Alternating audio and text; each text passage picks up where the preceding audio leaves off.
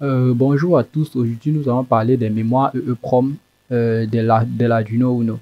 Bon, la mémoire EEPROM, c'est quoi? La mémoire EEPROM, c'est une mémoire dans laquelle nous sauvegardons les variables d'exécution de notre programme. Prenons un exemple d'une machine censée faire varier la vitesse de rotation d'un moteur utilisé en industrie. Quand vous venez le matin et que vous prenez par exemple, vous entrez par exemple au clavier les paramètres, peut-être vitesse de rotation 12 tours par minute. Et la machine passe sa journée à travailler avec les 12 tours par minute. Quand vous éteignez la carte Arduino ou bien la machine, vous revenez le lendemain, vous allumez la machine, elle n'a plus la valeur de 12 tours par minute en mémoire. Et ceci parce que la valeur n'a pas été sauvegardée dans la mémoire EEPROM, mais plutôt dans la mémoire flash de la carte Arduino. Et la mémoire flash est une mémoire volatile qui perd les variables, du moins la variable est sauvegardée autant pour moi dans la mémoire RAM. Les variables temporelles sont sauvegardées dans la RAM de l'Arduino et la RAM de l'Arduino est une mémoire volatile qui perd ses données lors de l'exécution, lors de l'extinction ou peut-être d'une baisse de tension de la carte Arduino. Alors que la mémoire EEPROM de la carte Arduino est une mémoire à lecture-écriture qui garde ses valeurs même après l'extinction de la carte Arduino. Donc, c'est dans cette mémoire-là que nous allons sauvegarder les valeurs. Maintenant, la mémoire EEPROM, c'est une mémoire d'un kilooctet. Et maintenant, chaque case mémoire de la mémoire EEPROM peut prendre une valeur entre 0 et 255. Donc, si nous voulons sauvegarder une valeur en mémoire EEPROM, nous allons la décomposer en plusieurs fragments et garder chaque fragment dans chaque case mémoire. Donc, si nous voulons par exemple sauvegarder, commençons d'abord par le logiciel Proteus pour ne pas nous embrouiller. Nous avons ici une carte Arduino avec un moniteur série. Je rappelle que le moniteur série, on le prend dans Visual Instrument Mode. Nous avons Virtual Terminal. Nous connectons le RX du moniteur série au TX de l'Arduino et le TX de l'Arduino au RX du moniteur série de Proteus. Donc, ceci fait, nous avons fini le câblage. C'est pas très difficile. Soit à sauvegarder une valeur de 10 000. Prenons un exemple. La valeur de 10 000, c'est la valeur à sauvegarder. Vu que chaque case mémoire de la mémoire EEPROM de l'Arduino ne peut contenir une valeur maximale. Donc, la valeur maximale, et on va l'écrire. Donc, la valeur maximale à sauvegarder. La valeur maximale à sauvegarder est de 255. Donc, vu que la valeur maximale à sauvegarder est de 255, si on veut sauvegarder par exemple, on va mettre point. Si on veut sauvegarder par exemple 10, vous voyez, c'est simple. Si on veut sauvegarder 100, nous le mettons directement dans la case mémoire. Si on veut sauvegarder peut-être 200, vous voyez, là c'est simple. Mais lorsqu'on veut sauvegarder par exemple 2000, vous voyez, il nous faut décomposer 2000 en plusieurs fragments, donc plusieurs fragments de 255. Vous voyez, on peut prendre peut-être 255, peut-être 6 fois. Oui. Après, on prend une autre case mémoire, on sauvegarde le reste dedans. Après, à l'arrivée, on n'aura plus qu'à assembler tout ceci pour retrouver notre variable. Donc, ceci dit, nous créons donc deux adresses. Ça va dépendre de la valeur que vous désirez sauvegarder. Si elle est comprise entre 0 et 255, là, pour vous, c'est facile. Vous créez juste une adresse. Donc, vous écrivez juste dans une seule case mémoire. Mais comme nous, on veut sauvegarder, par exemple, 10 000, j'ai pris pour l'exemple 10 000, nous créons deux adresses, une adresse 0 et une adresse 1, qui correspondent aux cases mémoire 0 et 1. Nous venons donc maintenant créer notre valeur à sauvegarder, naturellement avec 10 000 là-dedans. Nous ouvrons le moniteur série avec une vitesse d'envoi de 9600 baud, qui est généralement la vitesse utilisée, mais vous pouvez changer, ça dépend de vous. Avec, il y a 9600, 115 200, 5000 quelque chose, bon, c'est à vous de voir. Là, nous écrivons dans la première case mémoire. La fonction c'est EEPROM write.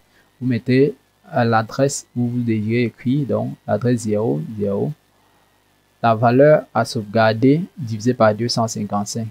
Généralement, quand on opère une division d'un int par un int, généralement, ça nous renvoie un int sans virgule.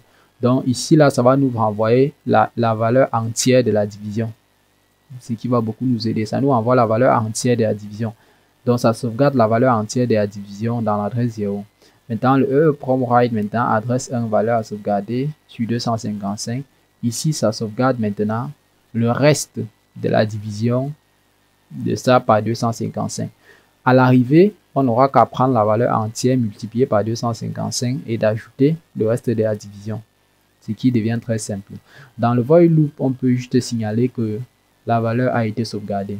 Bon, prenons un cas, changeons la valeur ici, mettons peut-être 15, au lieu de 10 000, mettons un chiffre bizarre, mettons 11, mettons 11, 5, 2, non, là, 5, prenons 6, 8, 11 560. Voilà un chiffre bizarre, et oui, une valeur à sauvegarder.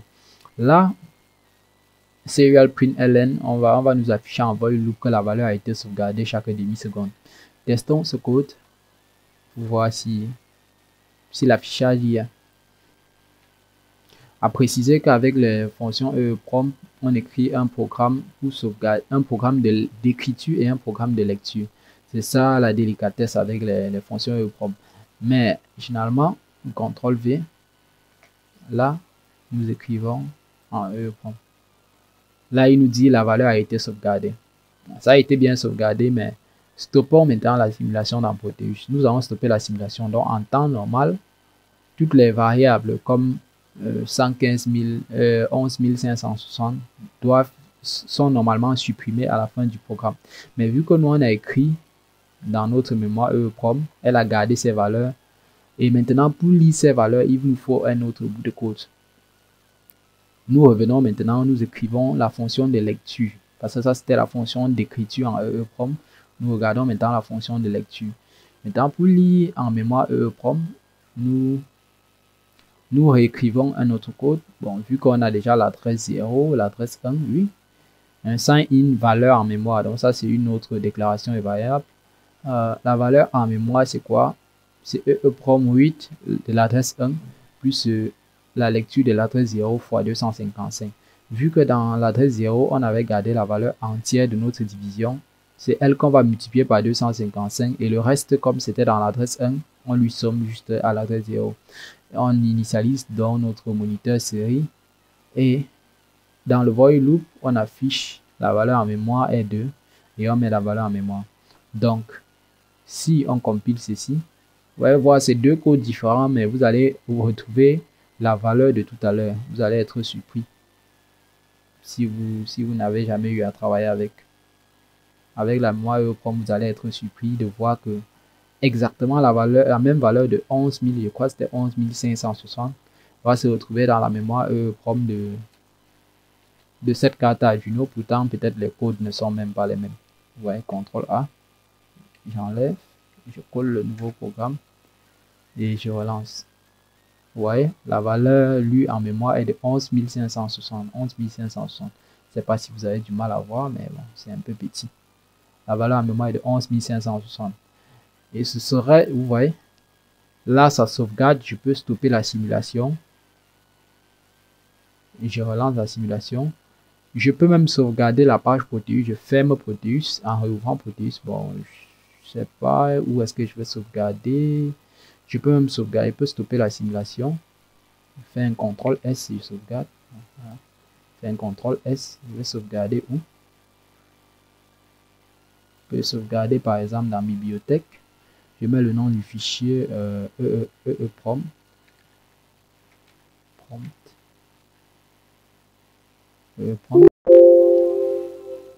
Ah oui, je peux pas sauvegarder sur bibliothèque. Mettons dans musique, oui, EEPROM, oui, enregistré. Bon, là j'ai enregistré. Je peux fermer le logiciel Proteus et je reviens dans, je sais pas, c'était musique. Je viens dans musique, je rouvre mon fichier. Allez voir, c'est très marrant.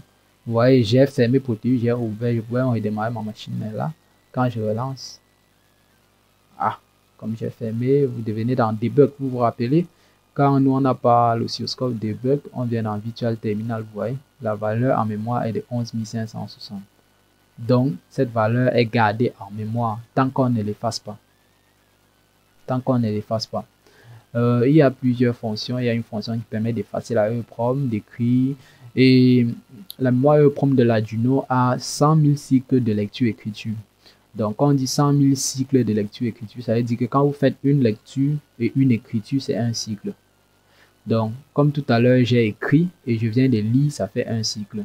J'ai lu une deuxième fois, donc ça fait déjà un deuxième cycle de lecture-écriture. Donc, ça, comme ça, au total, 100 000 cycles de lecture-écriture, ce qui vous laisse vraiment la marge pour dire que si vous avez un cycle par seconde, ça vous fait au moins, ça vous fait plusieurs années. C'est bien pour cela que dans des processus industriels, vous aurez beaucoup à utiliser la mémoire EEPROM.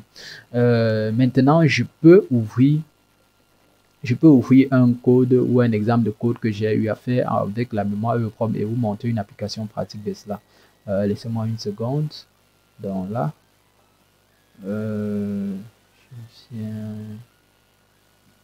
là, je peux prendre bureau, divers, non, bureau,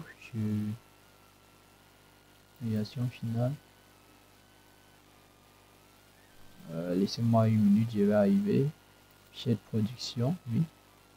Arduino. Donc là c'est un exemple concret. Là, c'est un exemple concret c'est un exemple pour vous montrer à quel point la mémoire EEPROM peut être utile. Oui, c'est pour vous montrer à quel point la mémoire EEPROM peut être utile dans un projet industriel. Donc là, allez. Donc là, je compile le programme. Et bien là, je copie le chemin d'accès.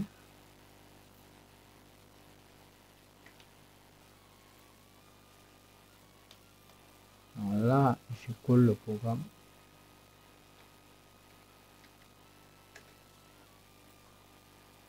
Donc là, c'était une machine qui était censée. Là, c'est le programme d'une machine industrielle qui est censé commander un moteur pas à pas. Donc, si on lance la simulation là, vous voyez, appuyez sur un bouton pour démarrer ou lancer le démarrage. Appuyez sur le bouton démarrer, oui, j'appuie et lance. Il me demande mode nettoyer, mode production. Si je tape en C, quoi c'était ABC, mode production. Et il me demande mode production, masse 1000 grammes. Vous voyez, là, il a déjà des valeurs sauvegardées par défaut. Oui, voilà. Appuyez sur C pour continuer. J'appuie. Si j'appuie, là, il me dit mode configuration. Si j'appuie B, il me dit configure, faites le choix parmi les différents modes, masse volumique. Si je change par exemple la masse ici, ah non, c'est là, oui.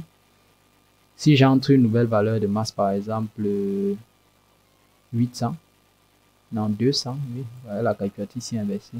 Si j'entre par exemple 200, vous voyez la valeur 200 que j'ai entrée. Ok. Ok. Non. Gardez cette valeur en mémoire ou bien, oui, je garde en mémoire. Notre configuration, vous voyez la masse maintenant c'est 2040. Vous voyez, il a changé la valeur de la masse et il a retenu. Si je lance donc, j'appuie donc sur dièse, c'est quoi? C'était dièse, c'est là, oui. Donc si j'appuie sur dièse, vous voyez, si je lance la production cette fois-ci, vous voyez, la valeur de la masse que je viens d'entrer a été sauvegardée en mémoire. Donc ça, c'est un exemple typique. Ça, c'est un exemple typique de ce que vous pouvez faire avec une carte Arduino, un écran LCD, un clavier, en utilisant la mémoire EEPROM. Ça vous permet de sauvegarder les valeurs, vous voyez. Là, j'ai la masse que je viens d'entrer, la masse volumique, la vitesse en tour par minute, qui sont des nouvelles valeurs que je viens d'entrer. Donc là, je peux stopper, je relance le fonctionnement. Ouais, vous allez voir exactement les mêmes informations dès que la machine aura démarré. Ouais, démarrage, je lance au démarrage et je lance la production. Vous voyez là. Ouais, c'est exactement les mêmes valeurs. Et pour changer cette masse-ci, je peux juste venir là.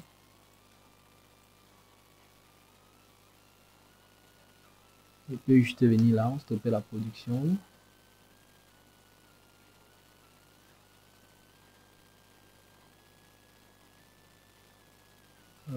Là, je peux juste venir là, je stoppe la production.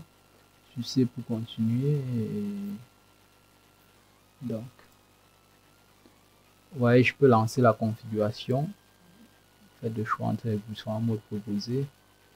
Je change donc la masse. Je vais changer la masse. Ouais, je peux mettre 300. Voilà, 300. Vous allez voir tout à l'heure. Les 300 là, ce seront. Oui, je sauvegarde ça en mémoire. Sauvegarde réussi. Oui, ouais. Dièse. Dièse, oui. Fin de configuration, masse 300 grammes, vous voyez. Maintenant, si je relance la production, on sait. Vous voyez, la masse a changé, elle est devenue 300 grammes. La masse a changé, elle est devenue 300 grammes. Donc ça, c'est un exemple d'application, vous voyez. On peut aisément fabriquer une machine industrielle comme ça. Bon, je pense que c'était tout pour la vidéo pour voir le degré d'utilisation des mémoires EEPROM et vraiment le rôle ou l'aspect vraiment nécessaire qu'il peut avoir dans la fabrication ou dans la conception d'une machine industrielle. Bon, merci d'avoir regardé. Abonnez-vous, ça fait plaisir. N'oubliez pas de liker, de poser vos difficultés en commentaire et on se voit très bientôt.